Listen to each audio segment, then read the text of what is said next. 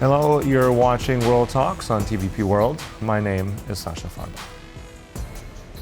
Belarus has released 123 political prisoners, including opposition leader Maria Kalesnikava and Nobel laureate Ales Bialiatski, following talks with U.S. envoy John Coale and the partial lifting of sanctions on Belarusian potash.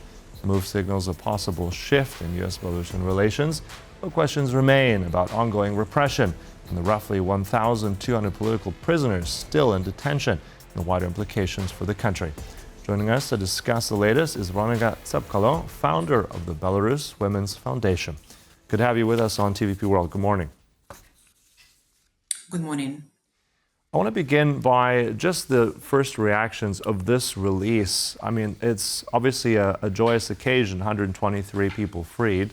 But what do you make of the timing? Why now? And what's next?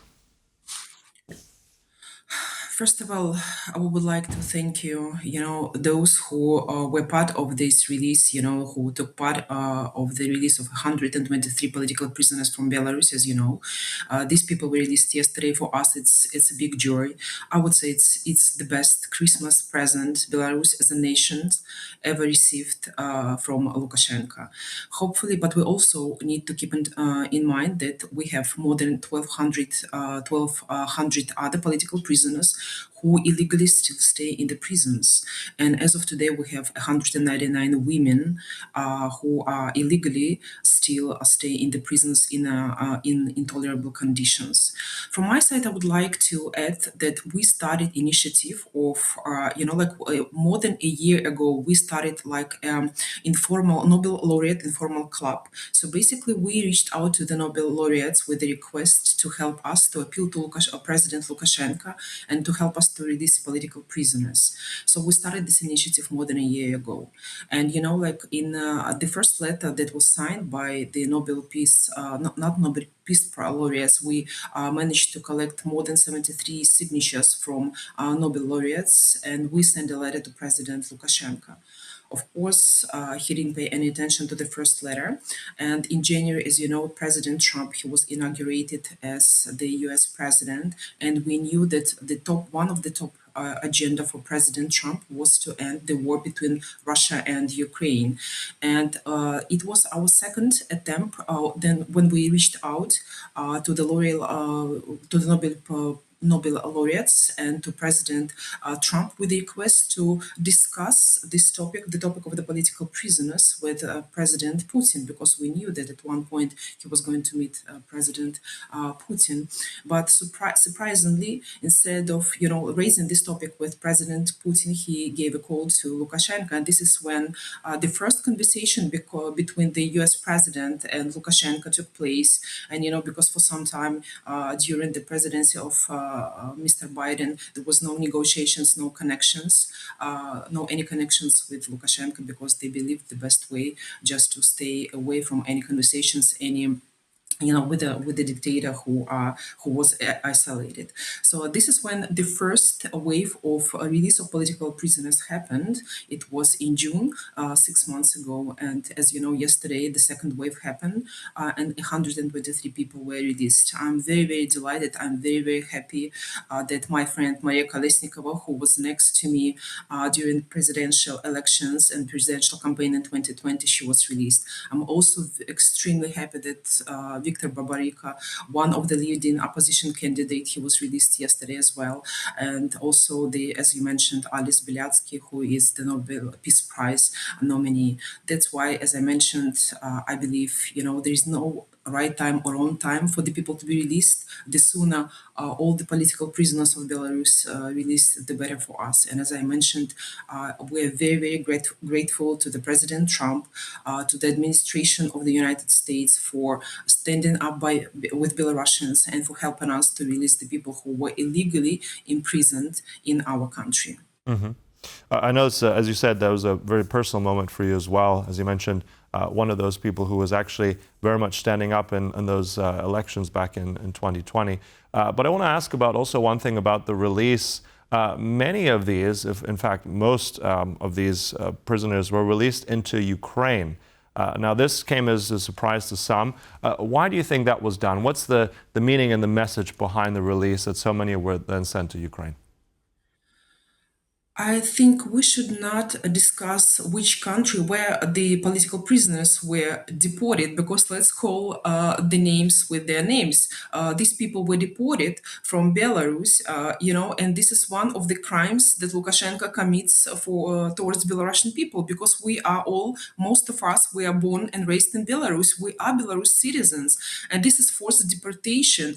And I would discuss in this case not particular country, why it's Lithuania or Ukraine or any other country, but I would rather discuss the fact that these people were deported from their motherland. These people were deported without any documents. They just issued one piece of paper stating that they're, were released from the prisoners. And I've been living in exile for 5 years, and I know what does it mean to live without, any papers. It makes your life really miserable, being outside of your country.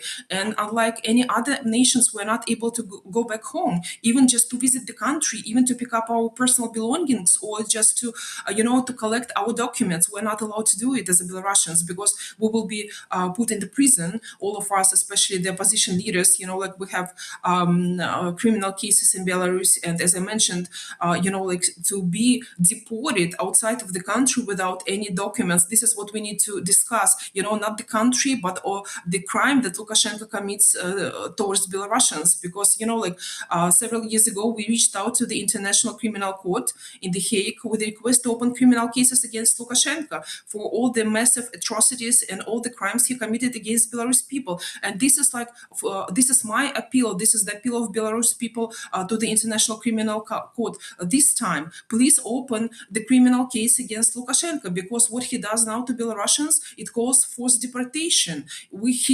He does everything possible to make sure we don't have any country, the motherland anymore, which is the crime against his own people. Therefore, I really, appeal to to the U.S. president, to EU Parliament, and to the world society. Please help us to open the criminal case against Lukashenko, because, as I mentioned, what he does to the people, this is purely crime against Belarusians. Because we want to go back home. We don't want to live in any country except to our home country, Belarus. Mm-hmm. I want to touch on that, because obviously this is an intense moment as well. There is obviously politics behind it. And I think this is what Svetlana Tikhanovskaya said, actually, I think just yesterday, quoting here, Lukashenko will not release people because he somehow became humane. He wants to sell people as expensive as possible. Also, what you've just said there in terms of more pressure on Lukashenko at the same time with John Coale there in Belarus himself. We ran that earlier today, some of the clips that he said. Do you find that, the United States stepping back from sanctions, easing sanctions, but Europe still holding firm on sanctions, does that send mixed signals to Minsk? Is this going to be interpreted in a certain way that Lukashenko will use for leverage? Because there are two slightly different messages coming, I think, from the EU and also from the United States.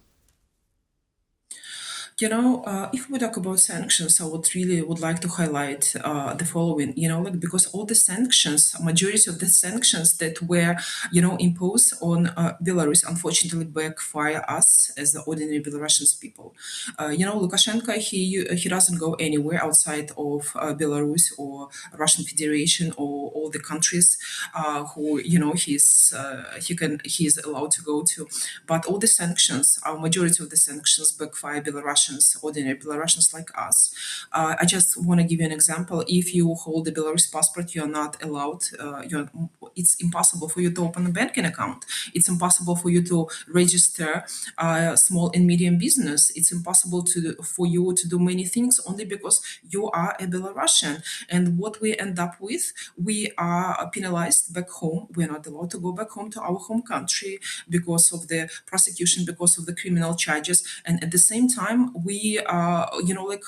it's almost impossible for us to survive outside of Belarus because of the European sanctions. So I would like once again just to appeal to EU governments and just to make sure that you do not impose the sanctions, just general sanctions, because they doesn't do any good for Belarus people who are trying to survive.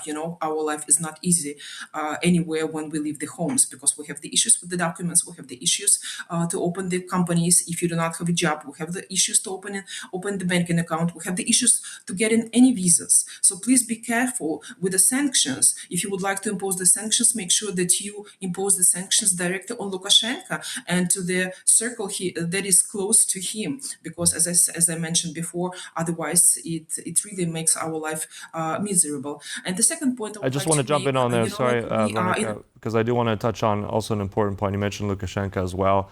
And obviously, 123 names, this matters. It's not just for Belarus, it's also different countries.